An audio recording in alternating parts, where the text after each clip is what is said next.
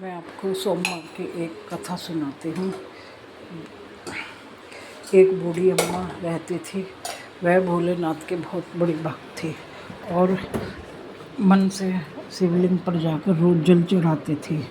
और फिर भी वह जाती थी मंदिर में और बिल्कुल हिम्मत नहीं हारती थी। और उसने एक दिन वह मंदिर जा रही थी और बीमार भी थी वो, लेकिन उसने मंदिर जा रही थी तो रास्ते में उसको एक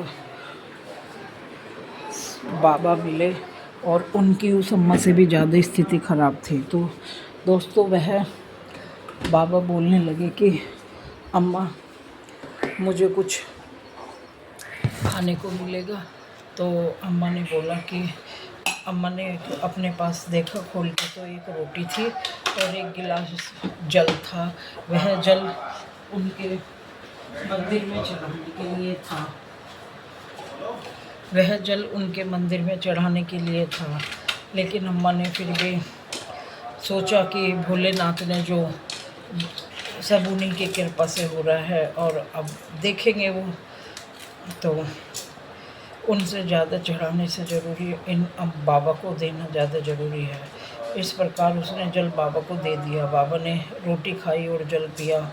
अम्मा मंदिर में चली गई। मंदिर में जाने के बाद में भोलेनाथ से बोली, मैं आज आपको जल नहीं चढ़ा पाऊँगी, क्योंकि रास्ते में एक बाबा मिले थे, उनको मैंने जल दे दिया पीने के लिए और मेरे पास एक ही रोटी थी, मैंने वो भी दे दी। और ऐसा बोलकर हाथ जोड़कर बिना जल चढ़ाए ही वह घर वापस आ गई।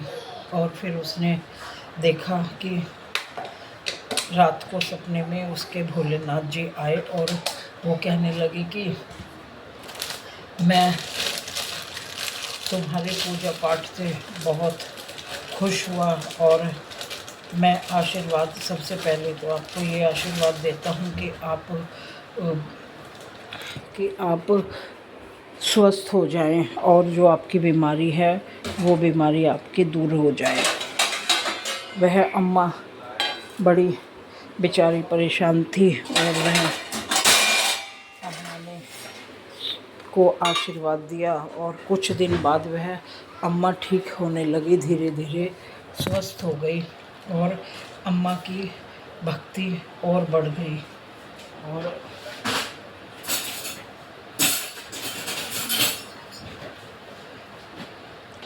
अम्मा की भक्ति और बढ़ गई और वह भोलेनाथ को हाथ जोड़कर बोले, वाह रे भोले, आपकी लीला अपरंपार है।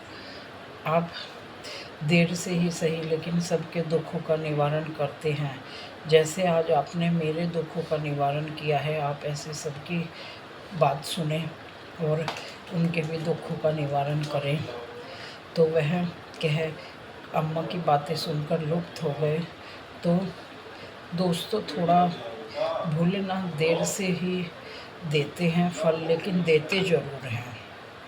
ये बात तय है कि वो देते ज़रूर हैं। और इस तरह से अम्मा बड़ी खुश हुई। धीरे धीरे अम्मा का शरीर भी सही हो गया और वह अपनी पूजा पाठ में फिर लीन हो गई। और दोस्तों, जैसे अम्मा डगमगाई नहीं और सच्चे मन से की गई भक्ति का फल अवश्य मिलता है। और ये कि सोच के भक्ति क्यों करते हो कि हमने आज भक्ति करी है तो कल हमें उसको फल मिल जाए। टाइम लगता है हर चीज़ के लिए, लेकिन अगर आपको पैसा नहीं मिल रहा और आपका शरीर स्वस्थ है तो ये क्या कम बड़ी बात है। और भगवान चाहेंगे तो आपके घर में धन के भंडार भर देंगे, लेकिन आपका शरीर बीमार हो जाएगा तो वो सही लगेगा नहीं ना। तो दोस्तों, आपको मेरी कहानी कैसी लगी, सही अच्छी लगी हो तो प्लीज़ उसे लाइक और सब्सक्राइब कीजिए। भोलेनाथ के चमत्कारी कहानी।